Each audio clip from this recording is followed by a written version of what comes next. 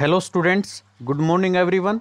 उम्मीद करता हूँ आप सब बहुत अच्छे होंगे और ऑनलाइन क्लासेस से अपनी स्टडी अच्छे से कर रहे होंगे।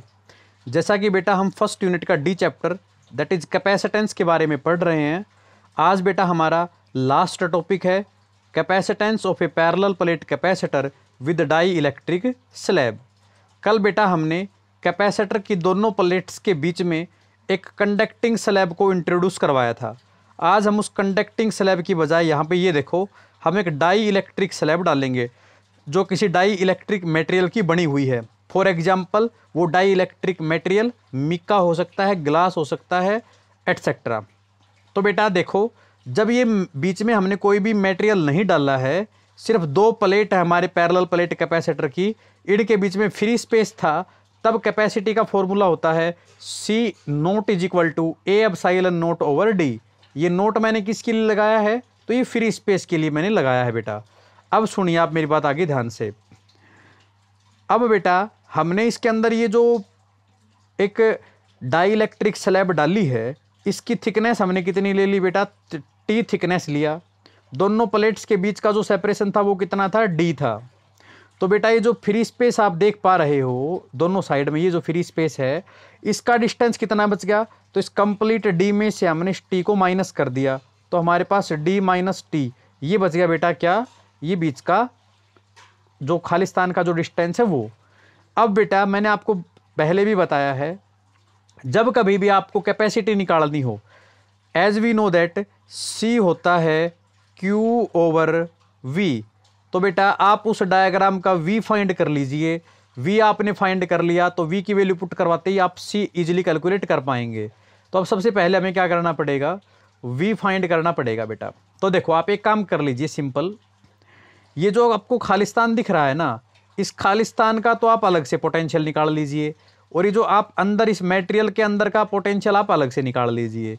और ऐसा करने के लिए आपको सिंपल क्या करना होगा वो मैं आपको बता देता हूँ बेटा।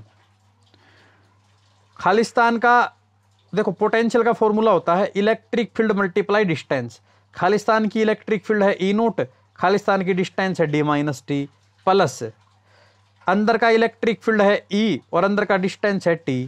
तो ये हो गया अंदर का पोटेंशियल, ये हो गया खालिस्तान का पोटेंशियल। दोनों को बेटा हमने जोड़ दिया तो क्या आ गया? टोटल पोटेंशियल हमारे पास आ जाएगा। अब अपने को क्या करना है? As we know that E naught over E naught तो बेटा electric field in free space, और नीचे E क्या है? Electric field in medium. इनका जो रेशियो है ये डाई इलेक्ट्रिक कॉन्स्टेंट K कहलाता है। E को आप ऊपर लेकर के जाओ और K को आप नीचे ले आओ, तो बेटा E की वैल्यू कितनी आ गई? E नोट ओवर K, और ये E की वैल्यू आप यहाँ पे पुट करवा दीजिए। तो कितना हो गया बेटा? V is equal to E naught into D minus T plus E naught over K into T। E naught दोनों में से अब क्या आ जाएगा? कॉमन। तो देखो मैं आपको बताता हूँ, E नोट बेटा हमने दोनों से ले लिया कॉमन, तो V हो गया E naught into D minus T plus T over K। E note क्या है? कैपेसिटर की दो प्लेट्स थी बेटा, ये हमारे पास इधर पॉजिटिव प्लेट है, ये हमारे पास नेगेटिव प्लेट है। इन दोनों प्लेट्स के बीच का इलेक्ट्रिक फील्ड, और गाउस लॉ की एप्लीकेशन में हम पढ़ चुके हैं दो प्लेट्स के बीच की इलेक्ट्रिक फील्ड, जिसका फॉर्मूला क्या होता है बेटा? Sigma over epsilon note. तो देखो बेटा मैंने यहाँ पे वही लिखा है, E की value sigma over epsilon naught. Sigma होती charge density of the plates, और चार्ज डेंसिटी का फार्मूला क्या होता है? Q ओवर A, चार्ज पर यूनिट एरिया। अब यहाँ से बेटा V की वैल्यू तो आपने फाइंड कर ली। अब हमारे पास कैपेसिटेंस का फॉर्मूला क्या होता है? C is equal to Q over V। ये V की वैल्यू आप यहाँ पे पुट करवा दो, तो हमारे पास कितना आ जाएगा? देखो मैं आपको दिखाता हूँ। Capacity of capacitor with medium Q over V की वैल्यू नीचे पुट करवाई तो A एप्सिलॉन नोट तो पलट के चला गया बेटा ऊपर, Q से Q कैंसिल हो गया, क्या बच गया हमारे पास?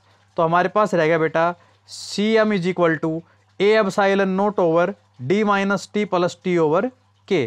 This is the capacity of parallel plate capacitor with dielectric slab. अब बात यह है बेटा डाई इलेक्ट्रिक मीडियम डाला क्यों उसके अंदर?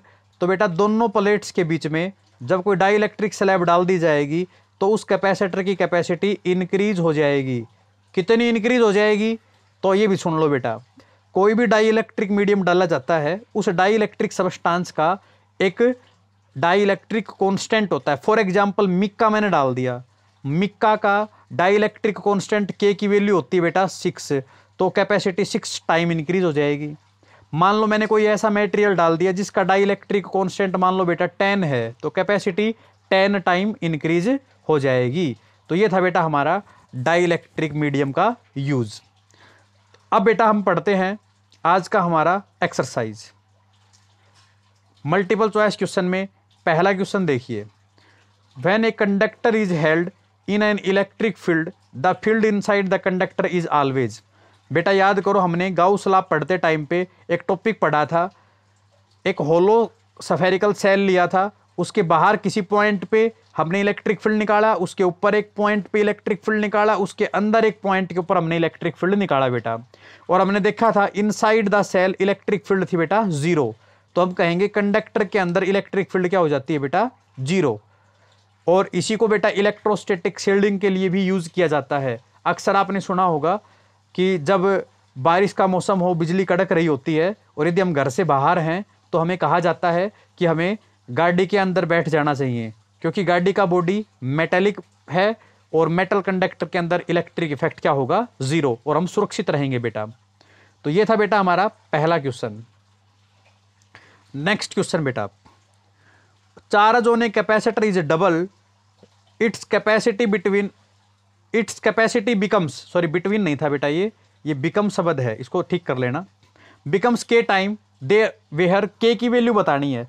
तो भाई देखो कैपेसिटी बेटा फिक्स होती है। मान करके चलो मैं 10 लीटर कैपेसिटी की एक बाल्टी ले आया, तो उसके अंदर बेटा 10 लीटर ही पानी आएगा। ऐसा थोड़ी है कि मैं पानी डबल डाल दूंगा तो उसकी कैपेसिटी डबल हो जाएगी या कम ज़्यादा हो जाएगी। तो कैपेसिटी तो ऑलवेज कांस्टेंट होती है।